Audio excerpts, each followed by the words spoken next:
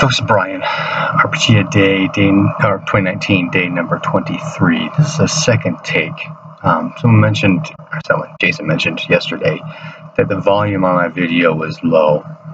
And I had kind of noticed that too, and I'm looking through trying to figure out my whole microphone array and everything like that, and what's going on with my volume. And there's a test part under settings, and I just maxed it out to 100 to see if that changed anything. But we'll find out anyway. I do repeats because then I said, oh, I said that, and it throw me off and that kind of thing. But anyway, to replicate as much as possible. I first thought about game systems, really game systems that surprised me with some kind of surprise mechanic or effects, that kind of thing, and I couldn't think of anything offhand.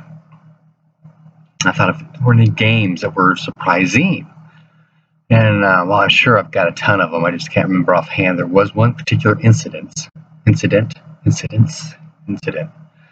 that I recall that was a surprise ending. I was playing, I believe it was Ishnak. He's my black orc in the Harn Master, or it might be Yurakai or a great orc, whatever you call him in your world. But he's a bounty hunter, and that's how I got hooked up with a party. But we're following this guy's doing this plane jumping kind of thing, and so we're in this alien world. Well, other world. I mean, there's lots of humans and stuff still. And we're in this town,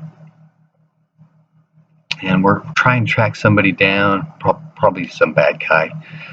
And we end up in town going down into a dungeon, and things down there get really hairy. And we had found a secret door that led out, so we take off through the escape tunnels. The escape tunnels come out into a warehouse outside of town. And figuring that the bad guys, it's their escape tunnels, they know it's there, and then we win, there's probably somebody out here. So we're doing some searching around. Sure enough, there's a whole slew of crossbowmen out in front. So, okay, we got there, we're dead. So we go back into the escape tunnel, back down into the dungeon. And we run into the bad guy. I'm assuming he was like a lieutenant or something. And he's a magic user. He casts some kind of spell. Remember, it was like paralyze or sleep or whatever, but everybody in the party was incapacitated except for Ishnak. He made a saving throw. And so Ishnak, throwing caution to the wind, went ahead and attacked the magic user with his mang. It's like an orc axe.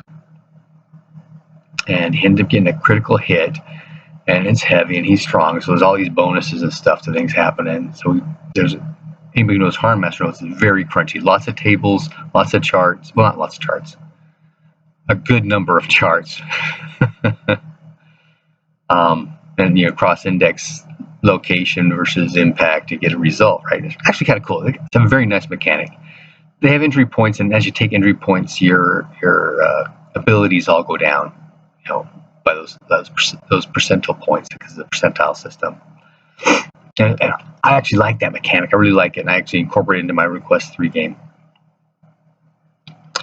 But anyway, there are different effects for different impacts versus different locations. And he rolled a critical, so he had a huge number of impact, a huge amount of impact. And the location he rolled was the skull. So he hit him in the head. It was like K3, K4, which means a straight out kill. And that's what happened. He ended up just killing him outright and saved the party. A very surprising ending, right? You got this powerful magic user, one shot, he's out. I also use this example when I talk to people about how the dice can tell a better story than you can, which is often very surprising. Happy gaming.